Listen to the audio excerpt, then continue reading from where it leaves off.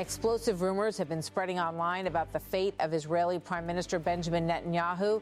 Questions began circulating across social media platforms asking whether Israel's leader had been killed in Iranian missile strikes or secretly eliminated during the rapidly escalating war in the Middle East. The speculation started after Netanyahu's noticeable absence from a high-level Israeli military council meeting held in Tel Aviv on March 14. The meeting reportedly brought together senior officials responsible for managing Israel's ongoing confrontation with Iran, including Defense Minister Israel Katz and Israel Defense Forces Chief of Staff Eyal Zamir. Observers quickly noticed that Netanyahu was not present. His absence immediately triggered speculation online. For many analysts and commentators, it seemed unusual that the Israeli prime minister would miss such a critical meeting during an active conflict. Questions began circulating about his whereabouts and whether he was safe. The last time Netanyahu had appeared publicly before the media was on March 12 when he delivered a speech discussing Israel's military operations against Iran. In the days following that address, however, Netanyahu largely disappeared from public view. That gap created a wave of speculation on social media, with some users claiming that he might have been injured or killed during Iranian missile attacks. The rumors quickly gained traction online. Soon, conspiracy theories began to emerge surrounding video footage from Netanyahu's most recent speech. In that address, Netanyahu briefly raised his right hand while speaking. Some social media users claimed that they noticed something unusual in the footage. According to those claims, the video appeared to show 6 fingers on his hand. The clip rapidly went viral across multiple platforms. Screenshots and slowed-down footage were shared widely, with some users suggesting that the video might have been artificially generated using artificial intelligence. Others speculated that the Israeli government had released an AI-generated video to conceal the prime minister's death or injury. However, analysts and fact-checkers later noted that such visual distortions can occur easily in compressed or low-quality video footage. Motion blur, frame overlap, and digital compression can sometimes create the appearance of extra fingers or distorted shapes in a single frame. Despite those explanations, the rumors continued spreading rapidly online.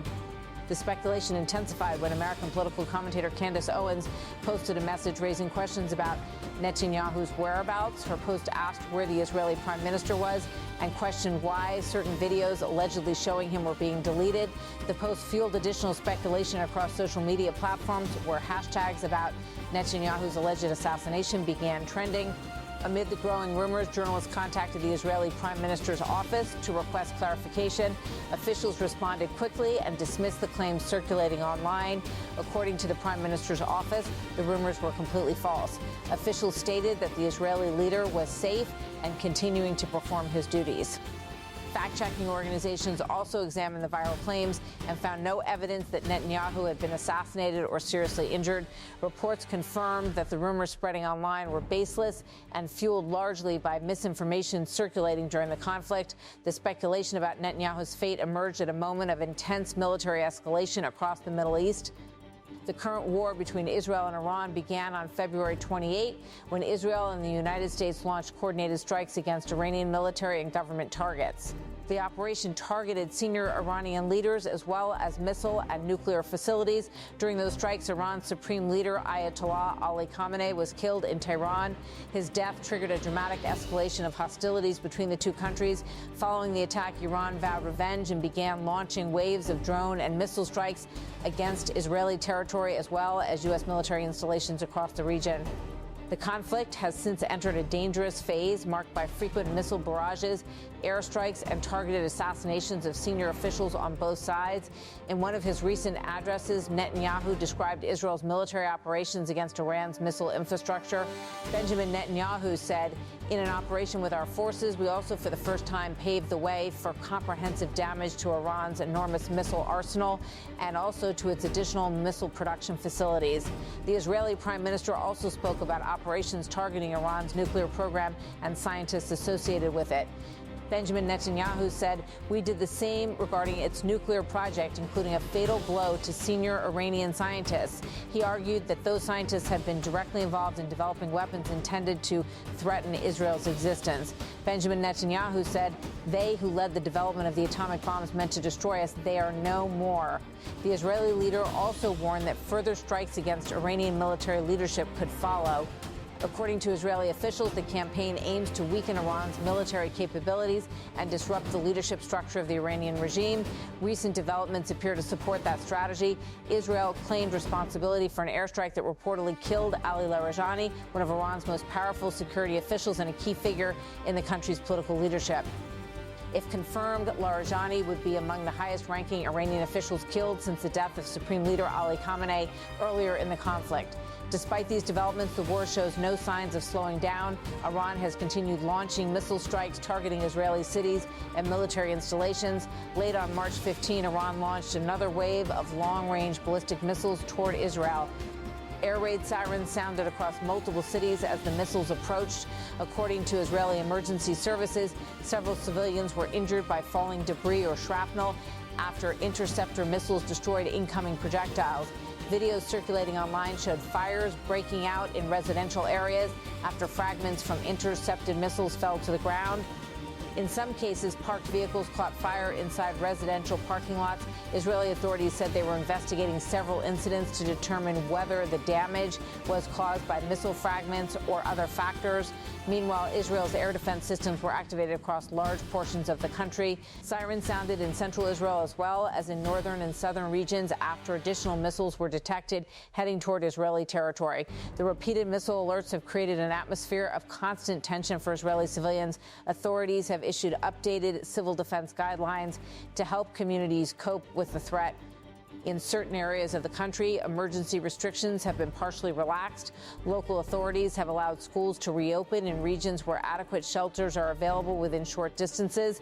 Indoor gatherings of up to 100 people are now permitted in some areas under strict safety guidelines, while outdoor gatherings remain limited to smaller groups. However, officials emphasize that these adjustments do not mean the threat has disappeared. Missile attacks can still occur without warning, and residents are urged to remain vigilant. In many parts of the country, emergency restrictions remain fully in place. Schools remain closed in several regions, and workplaces operate only if employees have access to shelters that can be reached quickly in the event of an attack. At the same time, the Israeli government continues to deliver strong messages toward Iran's leadership. In his remarks, Netanyahu also addressed the Iranian public directly, suggesting that the weakening of the Iranian regime could create an opportunity for political change within the country. Benjamin Netanyahu said, "We are working to advance another goal to create the conditions for the Iranian people to remove the brutal, tyrannical regime that has oppressed them for nearly 5 decades. He said Israeli forces were targeting Iran's Revolutionary Guard and the Basij militia, which are key pillars of the Iranian government's internal security apparatus.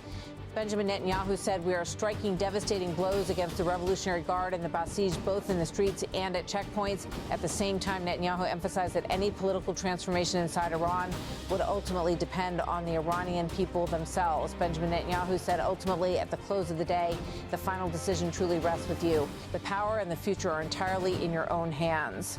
Despite the escalating military confrontation, analysts say the information war surrounding the conflict has become almost as intense as the fighting itself. False videos, manipulated images, and misleading reports have spread widely across social media.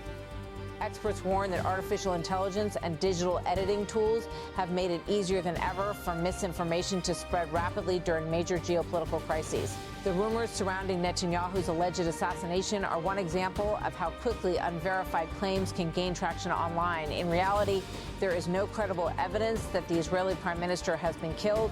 Israeli officials have repeatedly rejected the rumors, and Netanyahu himself has appeared publicly in recent reportings dismissing the speculation. Fact-checking organizations say the claims circulating online are simply part of a broader wave of misinformation that often emerges during wartime. The rumors may have been fueled by the chaotic nature of the ongoing conflict and by the rapid spread of dramatic claims on social media. As the war between Israel and Iran continues to escalate, observers warn that similar rumors and conspiracy theories are likely to appear in the future. For now, however, the facts remain clear. Benjamin Netanyahu is alive, and the Israeli government continues to lead the country in one of the most dangerous military confrontations the region has seen in decades.